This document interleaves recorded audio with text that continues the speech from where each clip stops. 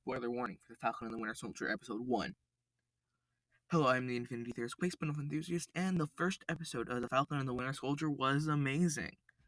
I think it did a really good job at setting up the show. So here's my review and analysis of The Falcon and the Winter Soldier Episode 1.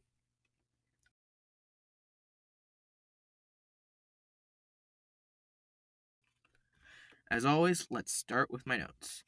The first thing I have is about the leader of LAF, George Batroc. We actually saw him in the Captain America, the Winter Soldier movie. Thought that was kind of cool. Next thing is the name of the new military character everyone loves, Joaquin Torres. In the comics, he takes on the role of the Falcon when Sam Wilson gets the Captain America title. We find out when this show takes place 6 months after Endgame, which is about 5 months after WandaVision and 2 months before Spider-Man Far From Home, so it's very possible Peter Parker was being a friendly neighborhood Spider-Man while Bucky was having lunch with Mr. Nakajima. The Flag Smashers are based off of the guy from the comics, Carl Morgenthau, or the Flag Smasher. He's a recurring villain in the Captain America comics. After Jimmy Woo's whiteboard in WandaVision, us online theorists got made fun of again in The Falcon and the Winter Soldier. Torres is saying that he's heard people online theorizing that Cap is on the moon, and Sam tells him he doesn't have to take those people seriously. Okay, is this because of the Mephisto thing, or the quick spin-off thing, or that we still consider Agents of S.H.I.E.L.D. and most of the other shows? Maybe not Runaways. Canon. I mean, I could also live with Inhumans not being canon.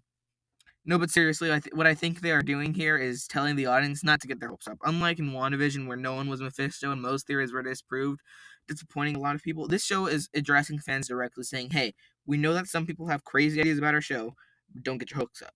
Joaquin Torres is not Mephisto. This is something I'm glad they're doing, because even though people were disappointed with WandaVision, it was still an amazing show. Remember, The Falcon and the Winter Soldier was originally meant to come before WandaVision. Maybe this line was a word of warning for the future Marvel titles. Now people can live their lives happily listening to people like me telling you why Joaquin Torres is going to get bird DNA infused in him without actually taking us seriously. Yes, that is actually how he got his Falcon powers in the comics, bird DNA, specifically the DNA of Sam's pet Falcon, Redwing, the namesake of the MCU drone.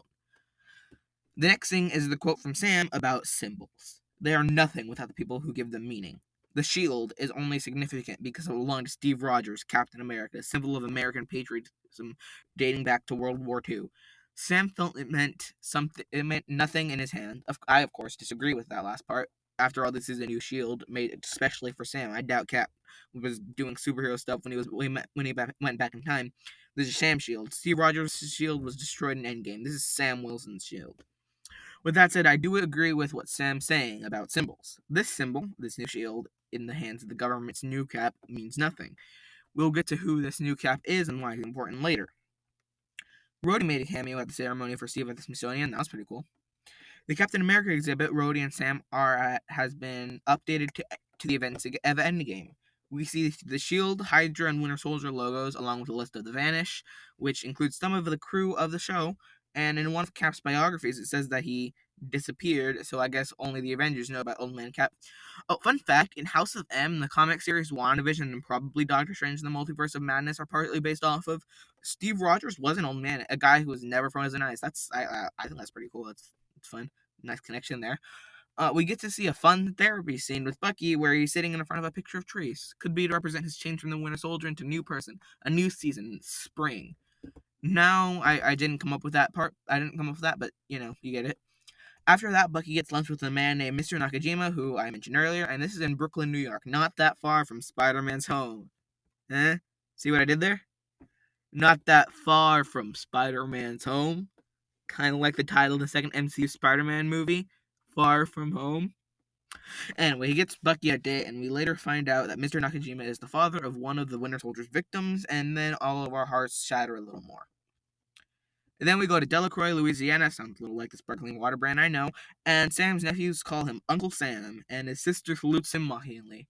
What you may not know is that Uncle Sam, the propaganda guy, is based on a guy named Samuel Wilson. He fought in the War of 1812 and provided food so much that the military nicknamed him Uncle Sam. It's a fun story. You should look into it.